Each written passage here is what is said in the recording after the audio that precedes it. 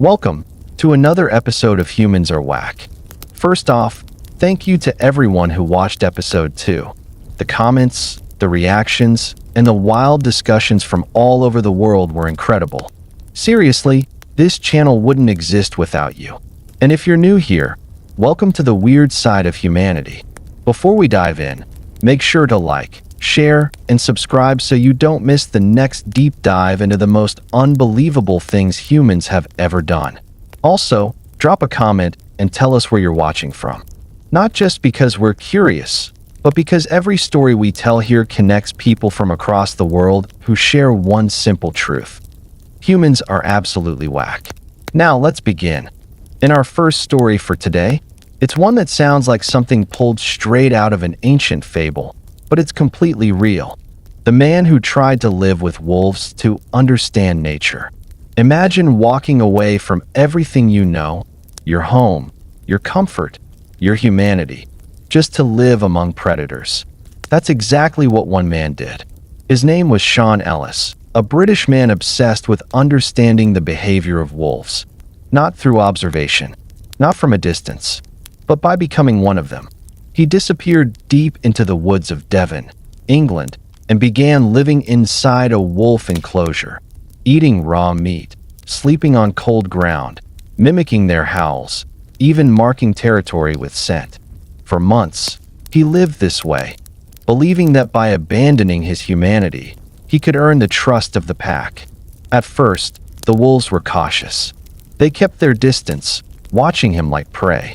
But slowly, something strange happened. They began to accept him. Ellis learned their hierarchy, their rules, their silent language. He claimed to have raised several wolf pups, not as pets, but as their alpha. To scientists, it was insanity, dangerous, reckless. But to Ellis, it was enlightenment. He said, "I didn't just study wolves, I became one." And when he finally returned to human life, he couldn't readjust. The lights, the sounds, even human speech, it all felt alien. He said he missed the pack, the simplicity, the instinct, the honesty of the wild. Psychologists called it reverse anthropomorphism, when a person connects so deeply with animals that they forget what it means to be human. Was he brave? Was he broken? Or was he simply a man trying to escape the noise of a world that no longer made sense? It's easy to call him crazy, but maybe, in some strange way, he saw something we never will, that the wild isn't cruel, it's just honest. So here's the question: if you stripped away everything, your home, your phone, your language, how long before the human in you started to fade? Because maybe the real danger of living with wolves is realizing they might be less savage than we are. On our second story for today, it's a strange one, not because of danger or madness, but because of what it says about us. This is the story of the woman who tried to turn herself into a Barbie doll. A story that blurs the line between beauty and obsession, identity and illusion, and what happens when someone spends their entire life trying to look perfect. Her name was Valeria Lukyanova, a model from Ukraine who rose to global fame not for her achievements, but for how she looked. Her appearance was so uncanny that people began calling her the human Barbie. At first, people thought it was makeup tricks or clever editing. But as her images spread, interviews followed, and soon, the world realized it wasn't just filters. It was real. Valeria had spent years transforming herself to look exactly like a doll, surgically reshaping her face, ribs, and waistline. Her skin was porcelain smooth, her eyes glassy blue, her movements almost robotic. She claimed to be the embodiment of spiritual perfection, a living symbol of what she called the next stage of human evolution. But behind the beauty, there was something unsettling. She spoke about astral travel, spirit worlds, and living on light alone. She claimed she could communicate with beings from other dimensions. And in interviews, she barely blinked. Her tone was calm, detached, almost too controlled, like she was performing humanity rather than living it. Many called her delusional. Others said she was a performance artist, that her transformation was an experiment to show how society worships artificial beauty. But Valeria disagreed. She said she wasn't trying to look like Barbie. Barbie looked like her. That statement alone sent shockwaves through media outlets.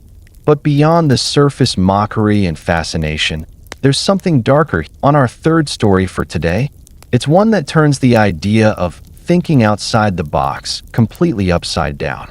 Literally, this is the story of the guy who built a house upside down. Some people dream of building a home, a place that feels safe, warm, and grounded. But one man decided to question the very meaning of grounded.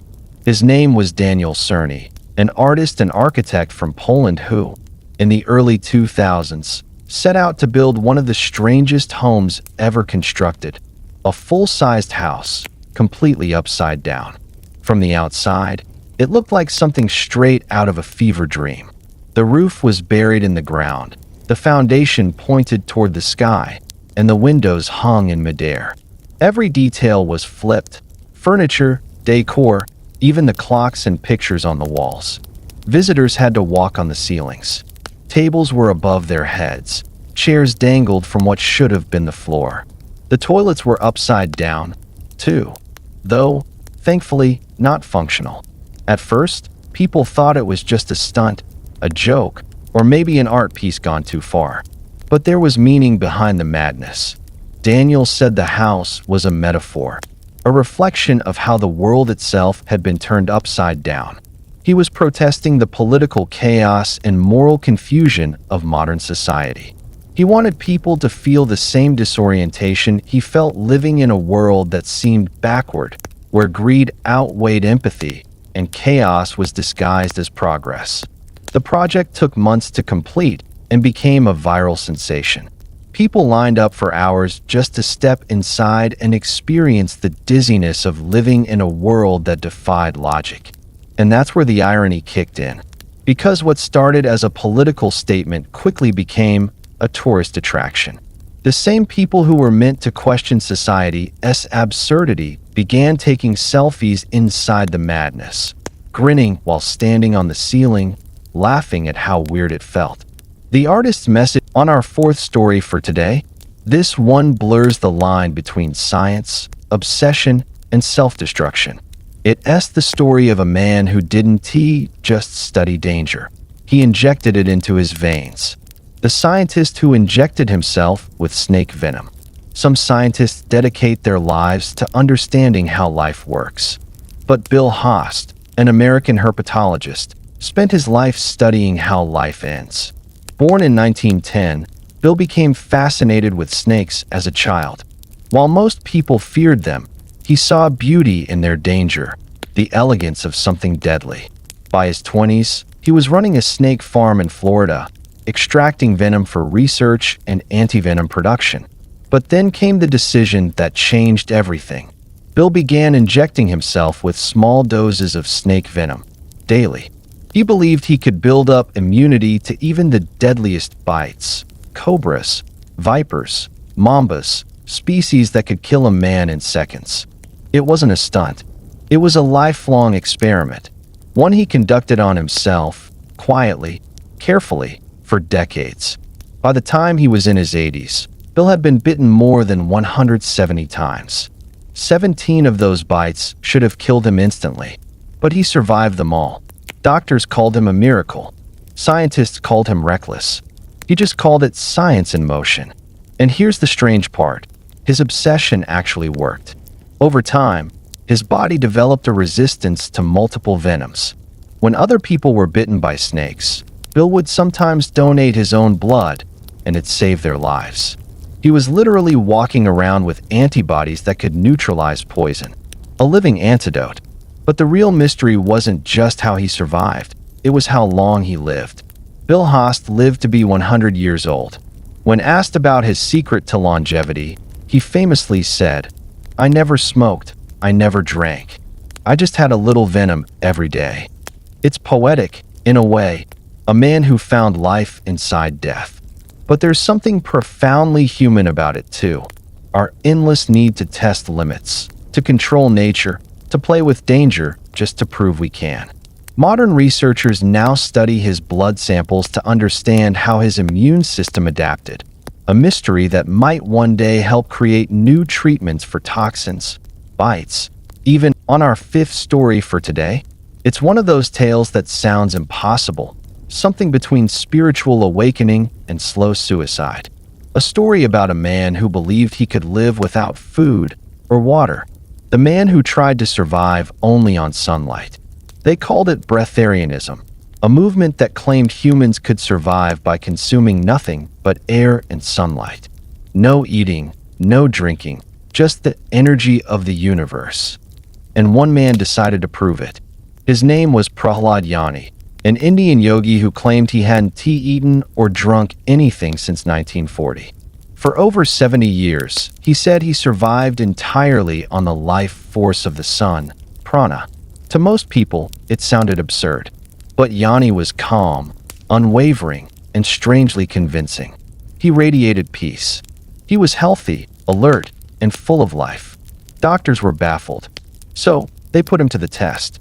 In 2003, he was taken to a hospital in Ahmedabad, India, and placed under constant surveillance by a team of medical experts. Cameras watched him 24 hours a day. For 10 straight days, Yani consumed nothing. No food, no water, not even a sip. Yet his body showed no signs of dehydration, no weight loss, and no fatigue. The scientists couldn't explain it. Some called it a miracle. Others called it a hoax. They ran more tests in 2010. Same result. He was older, weaker, but still alive, and still claiming he needed nothing but sunlight. If it was true, it defied everything we know about biology. If it wasn't, it was one of the most disciplined illusions ever maintained by a human being. But the most fascinating part of Yani's story isn't whether he truly lived without food. It's why he wanted to. He said he didn't need food because he had transcended human desire. That hunger wasn't just a physical thing, it was a mental prison. He believed that by detaching from earthly needs, he could connect directly to the divine. To many, that sounded insane.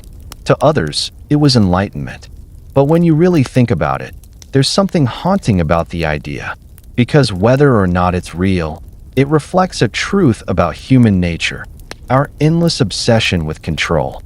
Control over hunger, control over fear, control over the one thing that defines every living creature, the need to survive.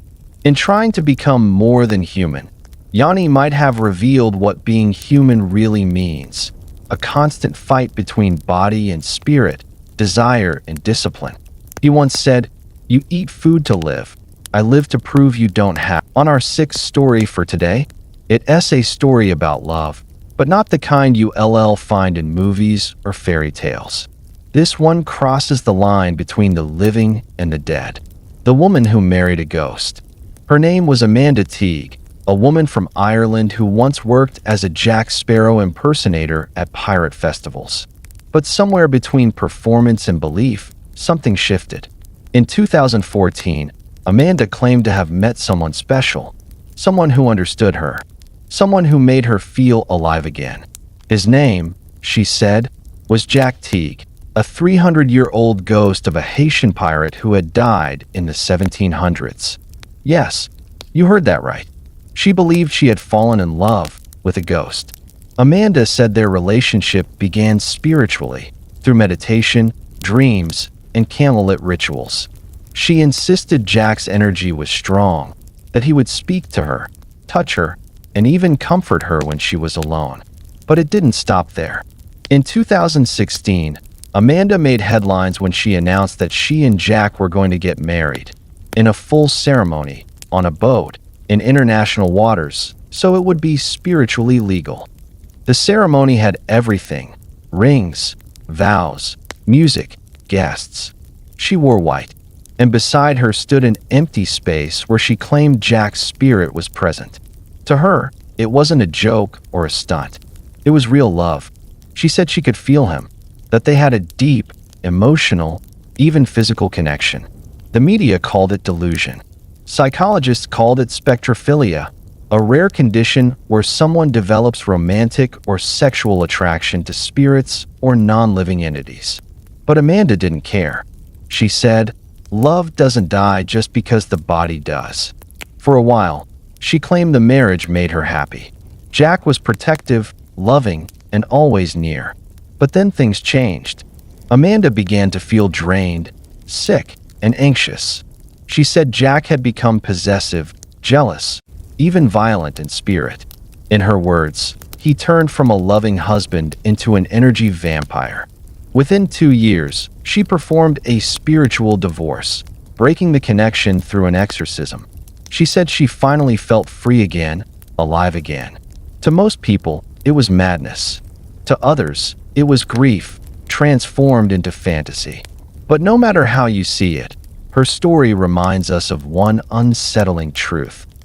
On our 7th story for today, it's a story born from the modern age, from the blue glow of screens, the hunger for clicks, and the dark side of attention. A story that reminds us how far people will go just to be seen. The influencer who faked her death for views. In 2023, the internet was obsessed with a lifestyle vlogger named Sophia Chung, a young influencer who built her following on beauty, travel, and risky adventures. Her content was vibrant, full of sunsets, laughter, and cliffside photos that looked both breathtaking and dangerous. Then one day, a headline appeared: Sophia Chung, dead at 32, after falling from a waterfall while taking a selfie. The news spread fast. Thousands of people flooded her page with condolences, tributes, and shock. Her follower count skyrocketed overnight. Hashtags trended. Her name became global.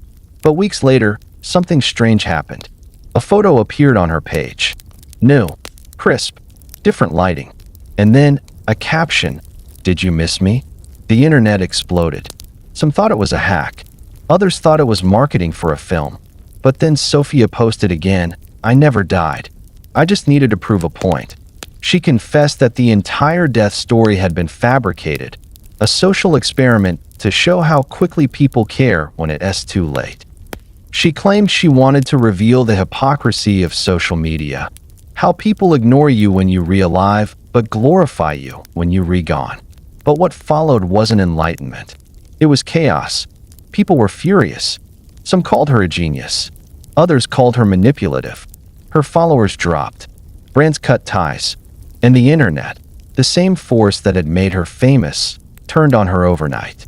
She later said in an interview, "It was never about fame. It was about being real. But I guess nobody wants real." The irony, of course, is painful, because in trying to expose how fake the internet had become, she became the most fake thing of all. But if you strip away the outrage, her story reveals something deeply human: our obsession with attention and our fear of being forgotten. We live in a world where validation has become oxygen, where a post isn't a memory, it's proof that you exist. And in that world, death isn't the end, it's the ultimate engagement. So maybe her story isn't just about faking death for views. Maybe it's about how we all do it, a little.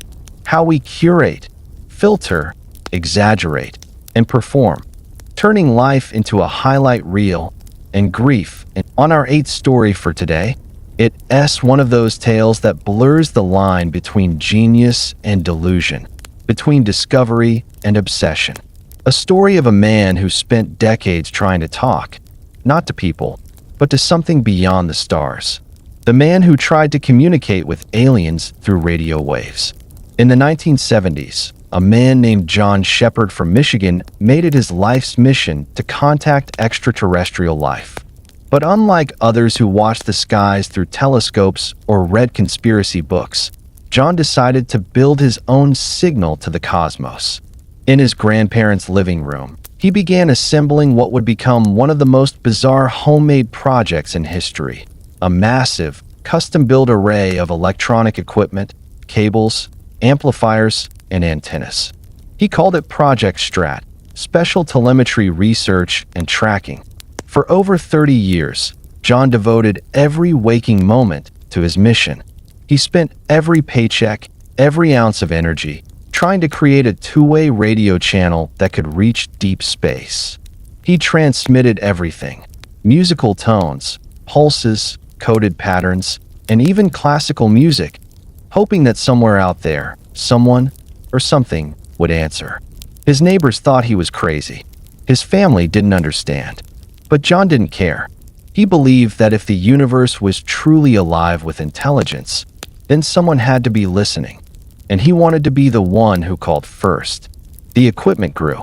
The project expanded until it filled his entire house, a maze of wires, blinking lights, humming speakers, and strange devices that made his home look like a sci-fi laboratory from the future. He slept beside his machines, recording static for hours, scanning for any unusual signal pattern. Then one night, after years of silence, John picked up something. A strange tone, a rhythmic pulse, repeating, faint, distant. He described it as the sound of something reaching back. He stayed awake for 3 days straight, analyzing, comparing, listening. Was it alien? Was it a glitch? No one ever confirmed it. But that moment, that fleeting, unexplained transmission, became his truth. He said, "Even if it wasn't them, it made me believe I was never truly alone." John never married. He never had children. He never got a message from the stars. But in his old age, he said something that stayed with many who interviewed him. If you spend your life trying to connect, even if no one ever answers, maybe the purpose was never to find them, but to remember we're all searching for something. Years later, his story resurfaced online, turning him into an icon of quiet obsession, a man whose dream was so pure, it almost transcended reason. He may never have spoken to aliens, but in a way, on our 9th story for today, this one blurs the line between love and obsession, between science and sorrow. A story that asks, how far would you go to bring back something you've lost? The woman who tried to clone her dead dog. It began with heartbreak. A woman named Bernann McKinney lost her beloved pit bull, Booger. He wasn't just a pet to her. He was family, protector, companion, and the only soul she said ever truly understood her. When Booger died, something in Bernann broke too. But instead of grieving, she decided to undo death. Years later, headlines around the world would explode. Woman clones her dog in South Korea. It sounded like science fiction, but it was real. In 2008, Bernann became the first person in the world to have her dog cloned. Not once, but 5 times, using a process developed by scientists in Seoul. She sold her car, mortgaged her home, and reportedly spent nearly $50,000 just to make it happen. Her reasoning? Booger wasn't just a dog, she said. He was my soulmate. I couldn't live without him. And then it happened. From the labs of the South Korean company RNL Bio, 5 identical puppies were born, each genetically cloned from Booger's DNA. The world was stunned. Reporters flooded her home. Scientists debated the ethics, and animal rights activists condemned the act as playing God. But for Bernann, it was simple. She didn't see science. She saw resurrection. She said she could see Booger's eyes, his habits, even his quirks, living on through them. She was convinced it was him. Yet, as the months passed, something changed. She began to realize the truth. They looked like Booger. They acted like him. But they weren't him. They didn't share his memories, his bond, or his love.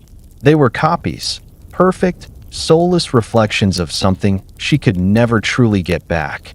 Bernann's story quickly turned tragic and bizarre. As her life unraveled, people began uncovering more about her past, strange lawsuits, wild claims, and a lifetime of obsession. It became hard to tell where her love ended and her madness began. But maybe that's what made her human. Because who among us hasn't wished, even for a moment, that we could bring something or someone back? To undo a loss? To rewrite an ending? Science gave Bernann a miracle, but it couldn't give her peace. Because you can replicate DNA, but not devotion. You can recreate a body, but not a bond.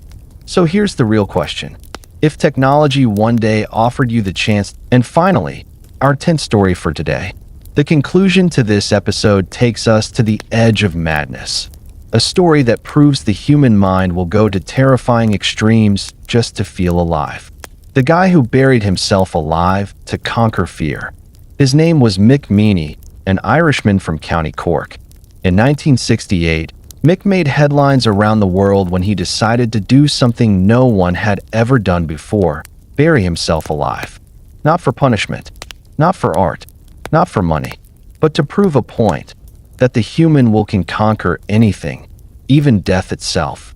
He told reporters, "If you want to know how strong you are, bury yourself and see if your mind can dig its way out." And so, on a gray morning in May, he did just that. Mick climbed into a specially constructed coffin, 6 feet underground, with only a light, a fan for air, a small radio, food, and water. Then, workers sealed the box, covered it with dirt, and left him in total darkness. What followed was part endurance test, part psychological nightmare. He planned to stay buried for 60 days. The stunt was meant to outdo an American competitor who had done the same thing for 45. At first, people thought it was a joke, a strange publicity stunt. But as the days passed, crowds began to gather. News stations covered it. Reporters camped outside the burial site. People came from miles away to see the man who defied the grave. Incredibly, Mick stayed buried, writing letters, sending out brief radio messages, surviving on sheer willpower and limited supplies. He said later that the hardest part wasn't the hunger or thirst, it was the silence. He described it as a silence so loud it could swallow you. Doctors warned that the lack of light and isolation could cause hallucinations. And it did. Mick began seeing flashes of light in the dark. He heard voices. He once said, "When you're buried, you realize time doesn't move. It stretches." After 61 days underground, the coffin was finally unearthed. Mick emerged weak, pale, and barely able to stand, but smiling. He had done it. He'd broken the record, and for a brief moment, he became a folk hero. But fame didn't last long. Within months, the world moved on.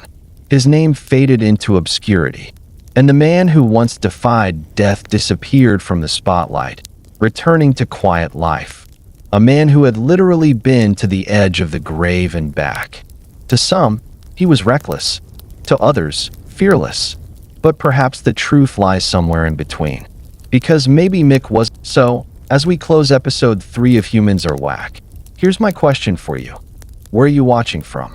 Drop your location in the comments, because this community is growing fast, and I want to know how far the whackness travels. If you're new here, hit like, share, and subscribe, because next episode, we're diving even deeper into the minds of people who've done things so unbelievable, they make fiction look sane.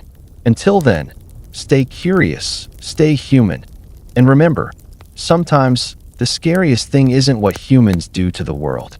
It's what we do to ourselves.